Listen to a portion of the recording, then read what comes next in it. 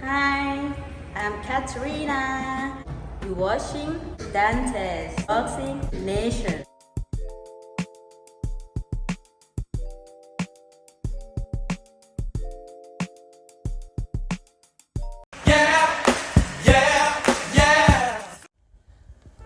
Dante's Boxing Nation, what's going on, guys? So Turki Al-Sheikh, he put out this post, and I believe it was the most bizarre post that he's ever put out, and it's been getting a lot of attention. He put out this post. I made a video about it before, but I want to go ahead and read what he said just in case some of you guys didn't see it. He said, from this point on, I don't want to see any more Tom and Jerry type boxing matches where one fighter is running around the ring and the other is chasing him. He said we can longer, which I think he meant to say we can no longer support these kind of fights with Riyadh Season and the ring. We want to support fighters who leave it all in the ring and fight with heart and pride. First of all, let me just say this. Any man that's willing to get in the ring, not only get in the ring, but get in the ring for a living is already fighting for heart and pride. Now, of course, when Turki Al-Sheikh says this, he's just deferring to race fans on the internet and just repeating their talking points. But when the race fans on the internet says this, it doesn't mean anything. It means something when Turki Al-Sheikh says this. So if Turki is willing to say something like this, he should share his boxing knowledge and break down, explain to boxing fans what is considered running. Is it when a boxer backs up and sets up traps? Or is it when a boxer is using the same type of foot movement that Muhammad Ali used, circling around the ring, floating like a butterfly and stinging like a bee? Is running what Lomachenko did against Teofimo Lopez? Is it what Madrimov did against Ortiz? Is running what Oscar Valdez did against Miguel Berchelt? Or is Turki only considering it running when he's seen what Devin Haney did against Ramirez? Now, when I made my first video about this, I told you guys that Turki Al-Sheikh was obviously and clearly talking about Devin Haney when he fought Ramirez because of all of the backlash that came from race fans. But some of you guys in the comment section said, oh, well, actually, he's talking about Canelo versus William Scoll. I don't believe he's talking about Canelo versus William Scoll. Now, it's possible that he could be talking about William Scoll and Devin Haney. But let me just say this. In the Canelo versus William Scoll fight, William Scoll, he was actually outlanding Canelo in a lot of those rounds. In fact, a lot of times Canelo Alvarez, he got William Scoll in the corner or he backed him up to the ropes. Canelo Alvarez, he would freeze up and he would back up because he was afraid of the counter. So it was Canelo Alvarez's fault, the reason why this fight played out the way it did. Canelo, he did not show a Mike Tyson killer instinct. He was afraid of getting caught with something and possibly getting hurt.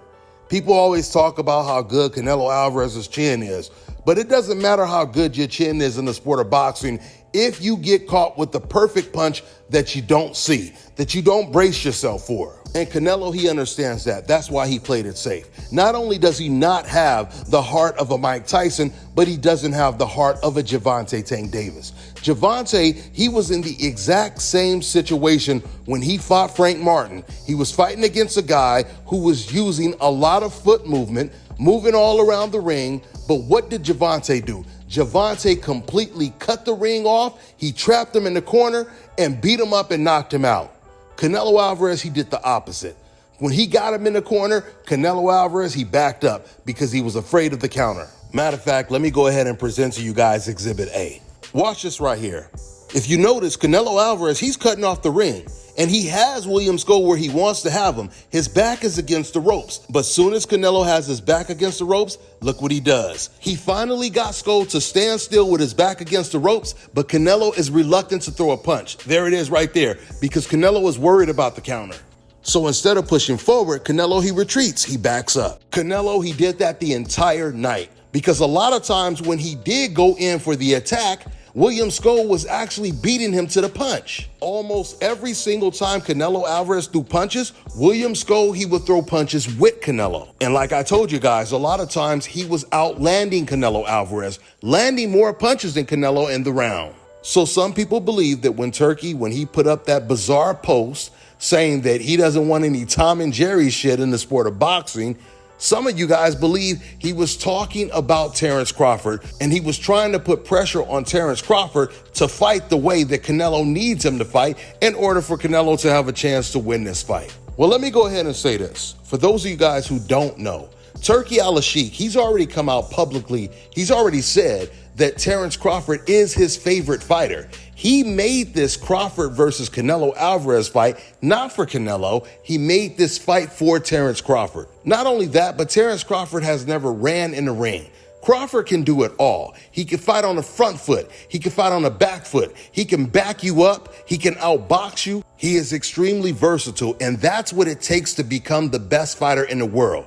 You cannot be the best fighter in the world and be predictable and one-dimensional. This is the reason why all of the best professional boxers in the world, they praise Terrence Crawford more than any other fighter. From Naoya Inoue to Alexander Usyk to Dimitri Bivol, because they all want to be as dominant as Terrence Crawford. You think Bivol is going to listen to Turki Al-Sheikh when he says he doesn't want to see runners and he doesn't want to see fighters being chased?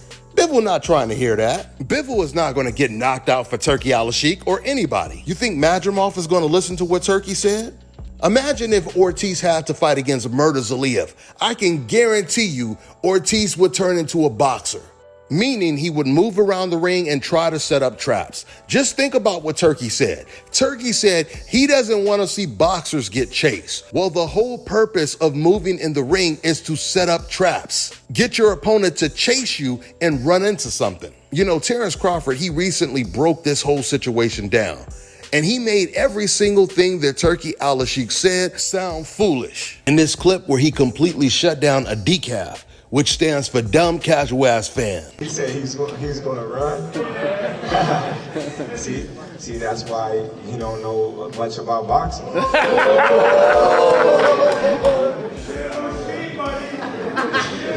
What is boxing?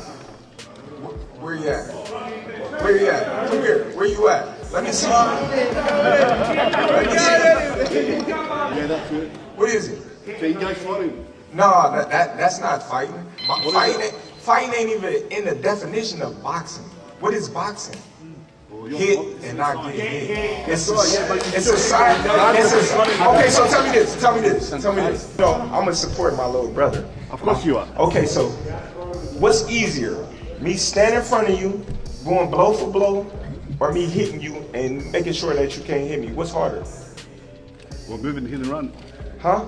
Hit and run. Okay, so if that's harder, then what's so But bad? that you did to win the fight, not running around. No, it's harder, right? Look, It's harder for me to hit you. Devin Haney, look at Devin Haney. It's harder for me to hit you. It's harder for me to hit you, and you not hit me back, right? But it's easier for me to sit here and anybody can do this, sit here and fight, right? Yeah, but it's Can anybody? it's a fighting game. Answer the question. It's not a fighting game. It's not a fighting game. It's not a fighting game. We want to watch the fight, not That's what you want to do. But anybody wants to. But you want to watch UFC. No, I don't want to. Okay, so you want to watch bare knuckle boxing. No, none of that. You don't want to watch boxing. Of course I do. No, you want to watch street fighting. Let's No, go. I don't. Okay, so when Ali You say run. flow like a butterfly, sting like a bee, what that mean? But he didn't do that. He didn't do that. He kept running in circles. No, what do that mean? So that's what Terrence Crawford feels about what Turki Al-Sheikh said. At the end of the day, you do what it takes to win. When it comes to, once again, fans trying to criticize Devin Haney's performance against Ramirez, what makes no sense is that's the very first time that Devin Haney has ever fought like that. Usually Devin Haney is standing right in front of you, and before, race fans, they were trying to clown Devin Haney because he was getting hit with punches. I mean, even before he fought Ryan Garcia. Remember when they kept playing the clips of him getting hit by Linares? So when Devin Haney was getting hit, race fans were clowning him. When he didn't get hit and moved around the ring, they still clowned him. And this is what they do with every single black boxer. As soon as a black boxer gets hit with 2 or 3 clean shots, they say he's been exposed. But when he doesn't get hit, they call him a runner or boring. Because the truth is, they just want to see him lose. I mean, for anyone to imply that Terrence Crawford, he's supposed to move up 3 weight classes and then just stand right in front of Canelo the entire fight, not using any angles, not using any slick movement, and just exchange with no responsibility, clearly just wants to see Terrence Crawford lose. And they want Canelo Alvarez to have the best chance of winning. But Crawford is not there to help Canelo Alvarez. He's not there to hold his hand and say, hey, Canelo, I know you're not as good as me, so let me go ahead and get on my knees like I would do with my little son and let you just tee off on me. No, it's not Crawford's responsibility to help Canelo and make things easier for him because he's not as talented as Terrence Crawford. I mean, what's next? They gonna tell Terrence Crawford not to switch to southpaw? Crawford is not gonna be there on September to cooperate or help Canelo Alvarez. That is the job of Canelo's trainer. Crawford's job is to take advantage of Canelo's weaknesses. If Canelo is slow on his feet, then you use foot movement to frustrate him and set him up with traps. If Canelo is vulnerable to getting hit with jabs, then guess what you do? You hit his ass with jabs. We all know that if some boxer that was not black was able to beat a Shakur Stevenson, a Terrence Crawford, a Gervonta Tank Davis, a Keyshawn Davis, and they were able to do it by constantly moving around the ring, hitting and not getting hit, and frustrating those black fighters, they would be completely praised by these race fans and old media. Remember, after the first Wilder versus Tyson Fury fight, who did the race fans praise? They praised Tyson Fury for moving around the ring, sticking and moving, and not even really throwing that many punches. We know what time it is.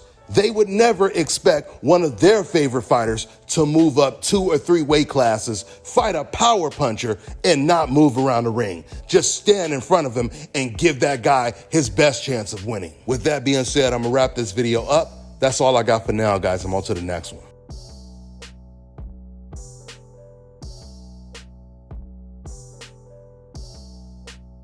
All right, now check this out, guys. If you're looking to repair eczema scars, burns and bruises, dark spots and blemishes, fever blisters, diabetic ulcers, this right here is the perfect product for you guys. It's called LO Deki Face and Body Oil. Athletes and top-ranking boxers, they're also using it after training to reduce swelling, inflammation, and to ease the pain. So get yours today. Go to lodeki.com, like them on Facebook, and follow them on Instagram.